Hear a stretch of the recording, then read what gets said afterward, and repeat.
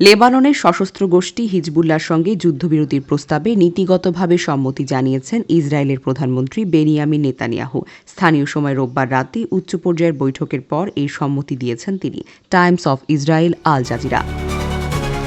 Jerusalem, Washington এবং বৈরুতের কর্মকর্তাদের বরাত দিয়ে একাধিক ইসরায়েলি সংবাদ মাধ্যমের প্রতিবেদনে বলা হয়েছে, যুক্তরাষ্ট্র প্রস্তাবিত যুদ্ধবিরতির প্রস্তাবটি এখনও চূড়ান্তভাবে অনুমোদন করা হয়নি। বেশ কয়েকটি বিষয় নিয়ে আরও আলোচনা করতে হবে।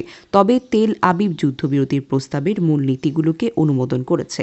সোমবার ইসরায়েলি সংবাদ মাধ্যম ইয়েনেট বলেছে, ইসরায়েলের মনোভাব লেবাননকে জানানো হয়েছে।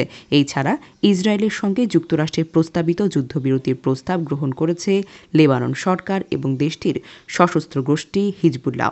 গত সপ্তাহে হিজবুল্লাহর প্রধান নাঈম কাশেম জানিয়েছেন, যুদ্ধবিরতির জন্য মার্কিন প্রস্তাব তারা পর্যালোচনা করেছেন এবং সংসদের স্পিকার নাবিহ বেরির মধ্যস্থতার মাধ্যমে তাদের প্রতিক্রিয়ার জমা দিয়েছেন। মার্কিন বিশেষ দূত আমোস হোচস্টেইন গত সপ্তাহে বৈরুত, জেরুজালেম এবং লেবানন সফর করে সর্বপক্ষের সঙ্গে বৈঠক করেছেন। তিনি বলেছেন, সম্ভাব্য চুক্তিটি নিয়ে এগিয়ে যাওয়াই এটাই তাদের শেষ সুযোগ। সম্ভাব্য মার্কিন যুদ্ধবিরতি প্রস্তাব অনুযায়ী প্রাথমিকভাবে ৬০ দিনের যুদ্ধবিরতি যাবে ইসরায়েল এবং হিজবুল্লাহ।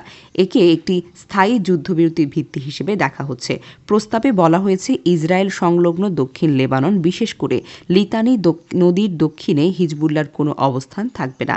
সেখানে সশস্ত্র গোষ্ঠী বলতে কেবল লেবাননের সেনাবাহিনী এবং জাতিসংঘের শান্তিরক্ষার অবস্থান করতে পারবে।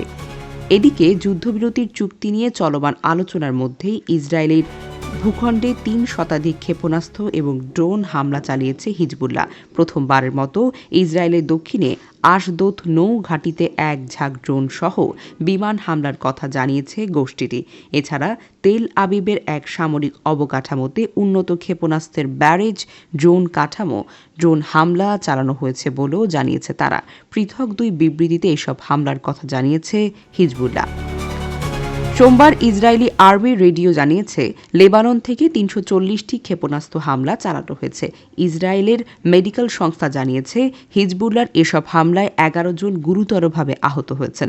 মধ্য বৈরুতে ইসরায়েলি হামলায় ২৯ জন নিহতের ঘটনায় একদিন পরে লেবানন থেকে এই হামলাটি চালানো হলো। ইসরায়েলি সামরিক বাহিনী এক ঘোষণায় জানিয়েছে, তারা লেবাননের রাজধানী বৈরুতের দাহিয়ে এলাকায় হিজবুল্লাহর ১২টি সামরিক সদর দপ্তরে হামলা চালিয়েছে। সামাজিক মাধ্যমের এক পোস্টে ইসরায়েলি সামরিক বাহিনী জানিয়েছে, হিজবুল্লাহর গোয়েন্দা সদর দপ্তর এবং এর মিসাইল ইউনিট সহ বেশ কিছু স্থানে হামলা চালানো হয়েছে। এর আগে দক্ষিণ পশ্চিমাঞ্চলীয় টায়ার এবং নাকোরার মধ্যবর্তী এলাকায় একটি সেনা ঘাঁটিতে ইসরায়েলি হামলা লেবাননের এক সেনা নিহত এবং আরও ১৮ জন আহত হয়েছেন। লেবাননের সামরিক বাহিনী এই সকল তথ্য নিশ্চিত করেছে। ইসরায়েল এবং হিজবুল্লাহর মধ্যে সংঘাত শুরুর পর ইসরায়েলি সেনাবাহিনীর হামলায় লেবাননের ৪০ জনেরও বেশি সেনা নিহত হয়েছেন।